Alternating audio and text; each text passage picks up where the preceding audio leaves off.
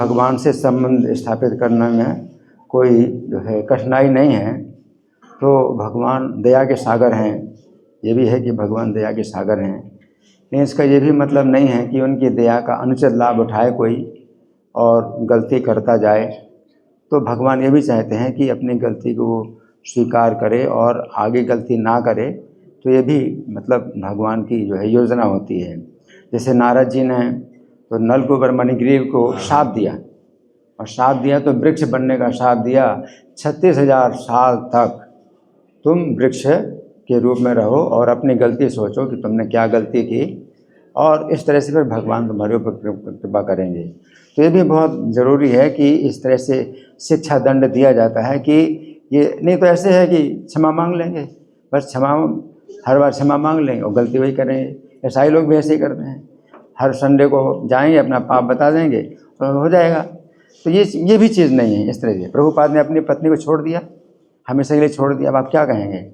प्रभुपाद ने एक भक्त को भी निकाला था, एक भक्त को भी मंदिर से निकाला था, है ना। और फिर प्रभुपाद जो है शोक करने लगे कि कृष्ण ने तो बहुत अच्छी जीव आत्मा को मेरे पास भेजा था, लेकिन मैं उसको भक्त नहीं बना पाया।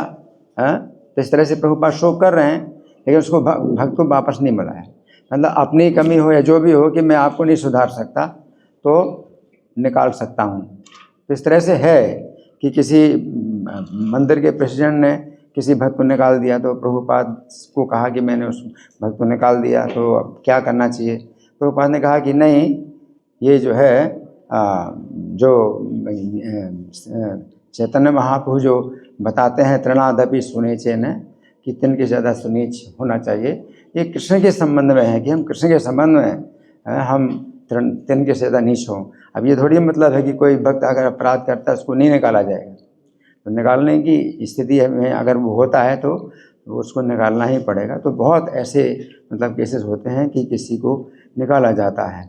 और यहाँ तक अजामिल की बात है, तो अजामिल तो जो है वो बहुत ही कष्ट में था, बहुत ही कष्ट में उसने नारायण का नाम लिया। तो वो जो है मतलब विशेष थे कि अपने पुत्र को नारायण पुकार रहा है, लेकिन रक्षा के लिए भाव से उसने जो है अपने पुत्र का नाम लिया था कि मेरे पुत्र का सौभाग्य इतना है कि मेरी रक्षा हो जाएगी मेरे पुत्र के सौभाग्य से। तो इस तरह से उसकी जो है शुद्धिकरण हुई, उसकी रक्षा हुई, और फिर मौका मिला सुधरने का। फिर सुधरने के लिए फिर वो जो है हरिद्वार में गया, उसने जो है फिर ऐसी गलती दोबारा नहीं की, उसने पश्चाताप किया, बहुत पश्चाताप किया। तो ये जो चीज़ होती है, इनका भी ऐसे नहीं है कि भाई कोई भी भक्त माफ़ी मांग ले बस होगी माफ़ी। नहीं, पश्चाताप भी करना होगा कि आगे दोबारा ना हो। आपने आग में हाथ डाला तो जीवन भर आप याद करते हो कि मैंने आग में हाथ क्यों डाला, और मुझे आग में हाथ अब दोबारा नहीं डालना है, और कितने आप जो है उससे सचेत रहते हैं। उसी प्रकार की जो है बात होती है। तो भगवान जल्दी प्रसन्न होकर के वर नहीं देते। असुर लोग जो है क्यों देवताओं की पूजा करते हैं कि उनकी कामनाएं पूरी हो जाएं। तो देवता लोग प्रसन्न होकर जल्दी वर देते हैं, और जो है रुष्ट हो जाते हैं तो शाप दे देते हैं। लेकिन भगवान हैं, जल्दी प्रसन्न होकर के वरदान भी नहीं देते हैं और रुष्ट होकर के जल्दी शाप भी नहीं देते। इसलिए भगवान को प्रसन्न करना भी बहुत कठिन होता है। और व्यक्ति को जो है अपनी भावना, विशेष ईर्ष्या की भावना जो है निकालनी होती है, और जड़ से निकालनी होती है। तब कहीं जो है अनर्थ जब शुभ दूर होते हैं तब कहीं भगवान प्रसन्न होते हैं। तो यहाँ पर ये भी है। ऐसे मंदिर की सफाई का उदाहरण दिया प्रभु जी ने कि उसने मंदिर की सफाई की थी, उसको समाज ने निकाल दिया था, वो बहुत पापी था और बहुत विपत्ति में था। मंदिर की सफाई की और वहाँ सो गया और सांप ने काटा और मर गया। तो ये जो है मतलब उस समय मृत्यु हो गई। मृत्यु के पहले जो है उसने मंदिर की सफाई की तो वो वैकुंठ में चला गया। लेकिन वैकुंठ में भी जा कर के वापस ऐसे लोग आते हैं, लेकिन वो आते हैं तो सुधरने के लिए आते हैं कि दोबारा वो विधि का पूरा पालन करेंगे फिर वैकुंठ जाएंगे। इस तरह से कई जो है लोग वैकुंठ चले जाते हैं बड़ी शक्तिशाली विधि के द्वारा, कि उन्होंने कोई सेवा कर दी, कुछ ऐसा किया, उस समय उनका जो है मतलब शरीर भी छूट गया। जैसे आपने बताया कि जो है उसने दीपक जलाया, है ना, तो दीपक जलाया और वो फिर वो संभोग नहीं कर पाया, संभोग करने का मौका नहीं मिला, उसको जो है पकड़ा गया, उसको मार दिया गया। और दीपक जलाया उसने भगवान के मंदिर में और फिर उसको जो है मार दिया गया। तो ये जो है वो जो अंतिम जो दृश्य है, जो उसका कर्म है, वो उसके जो है उसमें इतना मतलब शक्तिशाली था कि वैकुंठ चला गया, कि फिर वैकुंठ से वापस आएगा। वैकुंठ से वापस आएगा, अच्छे परिवार में जन्म लेगा और भक्ति की विधि का जो है पालन करेगा और विधि पूर्व फिर वैकुंठ जाएगा। तो वैकुंठ जाना निश्चित है इसका, लेकिन आएगा एक बार।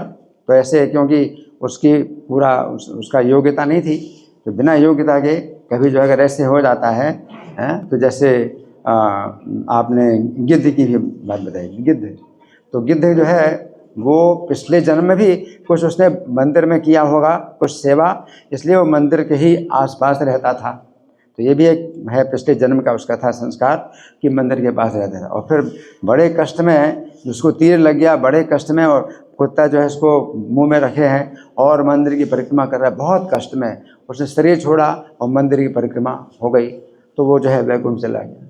तो इस तरह से लोग जो है वैकुंठ चले जाते हैं, लेकिन उनका पिछले जन्म से भी भगवान के साथ कुछ संबंध रहा। लेकिन जब कोई भक्तों से ईर्ष्या करता है और जो है दिखावा करता है भगवान की भक्ति का, तो भगवान स्वीकार नहीं करते हैं। तो जो है जो भक्ति के साथ भगवान को कोई दे पत्ता, पुष्प, फल, जल, तो भगवान स्वीकार करते हैं बड़े प्रेम से।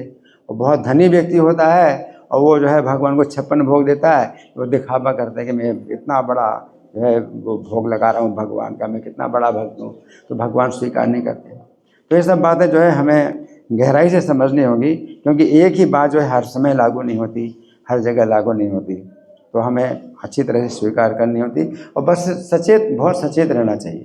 फिर यही है कि हम तो अपराध करते रहेंगे, वो तो ये भक्त हैं, वो दयालु हैं, दया के सागर हैं, करते जाओ, है ना। तो रावण जैसे हैं, सीता का हरण किया, अब क्या लोग कहते हैं, हाँ सीता को वापस कर देगा तो सब कुछ नॉर्मल हो जाएगा, ऐसा थोड़ी है। उसको प्राणदंड मिलना है, रावण को जो है प्राणदंड मिलना ही चाहिए।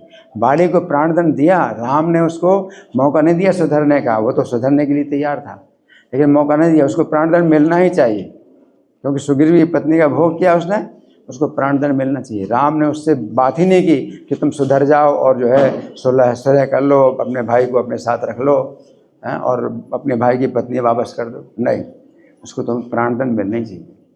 तो कुछ बातें ऐसी हैं जो हमें बहुत गहराई से समझनी होगी, और नहीं तो फिर यही होगा कि भाई सब अपराध करते रहेंगे, सब चलता है, भाई माफ़ी मांग लो बस हो गया, और फिर से वही फिर दोबारा वही काम करेंगे। इसलिए अनर्थ निवृत्ति, भजन क्रिया, फिर अनर्थ निवृत्ति, फिर निष्ठा, इस तरह से मतलब कहीं होता है ना।